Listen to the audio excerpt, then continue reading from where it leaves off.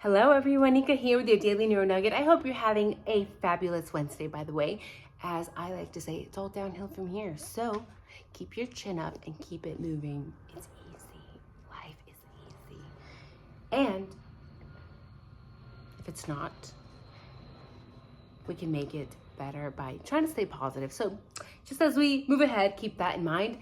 We need to talk about powerful people because the last few weeks, I've been making a lot of videos talking about the powers behind this crime that may be controlling things. Of course, it's all speculation and it is my opinion, so you do your own research and come to your own conclusions.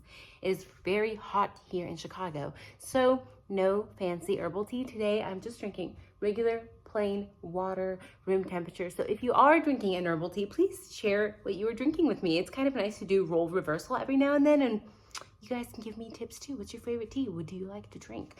We like this back and forth, right? Now, I think you guys know who I'm going to talk about because this man runs the town, this godforsaken children of the corn town that seems like they have this cult-like parasitic relationship with the university. And that is, ladies and gentlemen, President Scott Green, third generation vandal.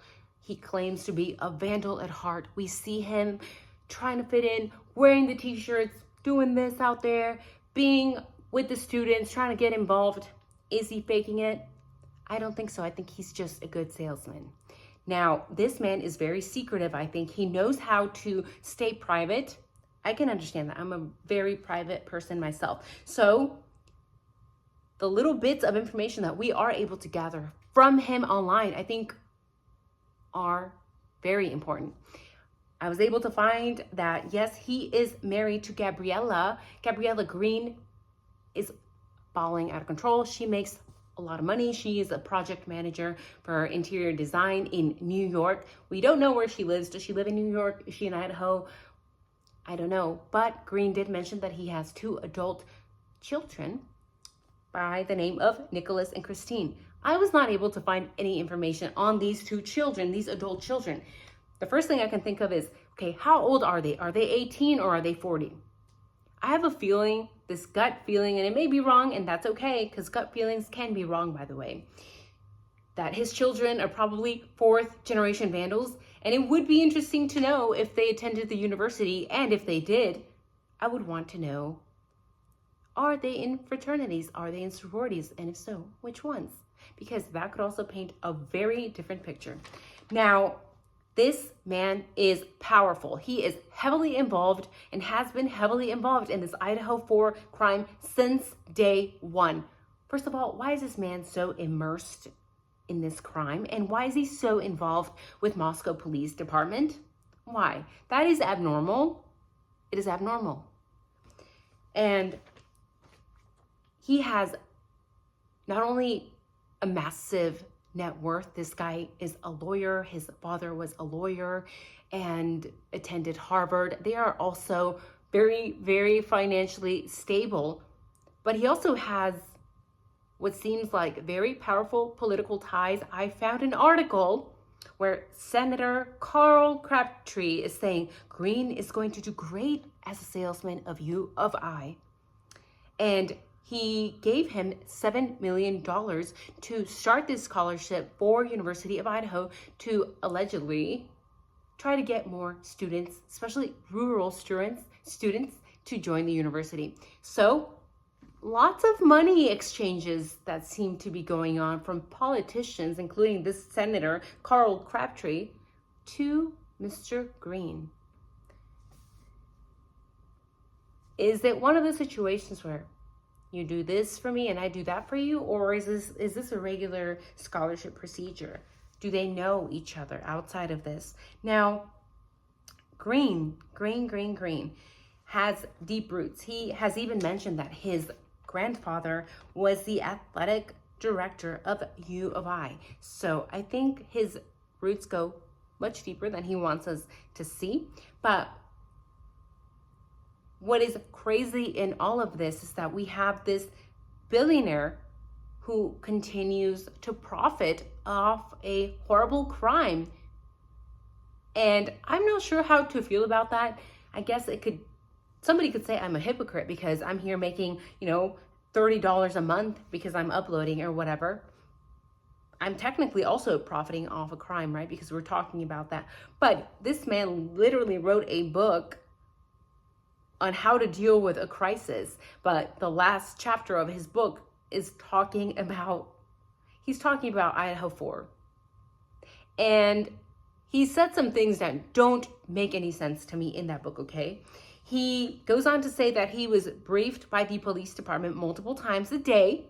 First of all, why does he even need to be briefed? He doesn't. It did not occur at the university. And although it was nearby, and maybe a short phone call, like, hey, this is what happened, just stay aware. The students might need mental health support. But no, this man was briefed per his words, multiple times a day.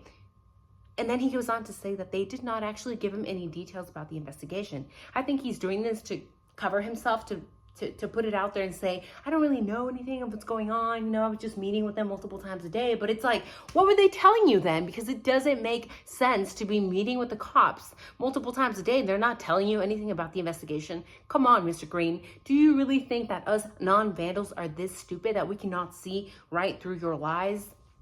I think he's lying to us, guys. Now, this parasitic relationship is one that doesn't seem parasitic when you first look at it, right? It seems like it works out. Why? Because the University of Idaho feeds Moscow and surrounding areas, okay? Scott puts on the Vandal t-shirt. He does the salesman thing. Like Mr. Senator Carl Crabtree says that he would be a great salesman for U of I. And he is. Puts on the t-shirt. He knows how to pretend to be the most amazing, involved, super heavily involved vandal ever. And then that attracts people to the university and they get involved and then they join. And then those students that come and join the university, that requires more workers for the university. And then so that creates more jobs so that the locals can make a living and feed themselves and their families. That is how it's supposed to work, right? We get students, we create jobs, everyone's happy. But when it becomes parasitic is when you have a billionaire heavily involved in a criminal case with Moscow Police Department. Because, or us outsiders watching, we could wonder a lot of things. And one could say, well, how do we know that Mr. Green money-making bags, that's what he is. He's a moneymaker. He's a salesman. He's supposed to do that. But how do we not know that he was maybe pressuring the police and saying, you guys need to find an outsider because guess what? If you don't find an outsider to pin this effing crime on, we're all going to starve. And by we know Scott Green isn't going to starve. He is effing loaded. It is the locals that would suffer. So is it possible that Scott Green pressured Moscow PD in these multiple times a day briefings that he was having for God knows how many weeks? Could he have been pressuring the police department? You need to find an outsider. You need to find the perfect patsy because otherwise, guess what? People are going to leave the university. Our numbers are gonna come down. And if it is someone from the university, guess what that is going to do? It's also gonna make people not come to the school, right? So what do they say? Oh, we have everything in control. There's no threat. It's fine. There's no threat. This was a one-time thing. And I want to know if that was coming from the top, not Chief Fry from the top. I'm talking Scott Green, billion-dollar net worth from the top. Because when somebody has this parasitic relationship, guess what happens? Somebody has more power. And in this case, that would be Mr. Green, right? I do find it very interesting and quite telling that the university actually became more profitable post-crime. I'm not sure where this money is coming from. More students are joining the university, and that to me says, I don't know what it says. What do you think it says? But maybe people are just a little sick. Who decides to send their children, and who themselves decides, you know what, I'm going to go to U of I because now this horrible thing that happened and I want to be part of it. It's a little sick, is it not? And then we have this man who is going to make who knows how much money off of this book. And you know what he's going to do? He's going to do this kind thing and build a little memorial where the house was torn down. You know what? That is disgusting. You know what the nice thing could have been? The kind thing? How about you keep the house that was donated to you, the university, aka Scott Green? Why don't you just leave it up until the whole crime and the whole investigation is done and over with? By the way, I did find it very interesting that Scott Green, in the beginning, when this crime first took place, failed to mention that 1122 King Road, which is the address of the home where the IDAHO4 took place, that was his childhood home. Yeah, his parents owned that home. Let's see, I think I had the dates here. I believe it was like 1962 to 69 or something like that. Yeah, I don't have the dates here, but I do find that very strange. Isn't that weird? It's weird. Again, I'm not insinuating that he went and unalived 4 people, or even that his son or daughter did. But should we look at Nicholas Green, his son? Maybe. I don't know. I don't know anymore. But the fact that he failed to mention that his parents owned 1122 King Road is kind of strange.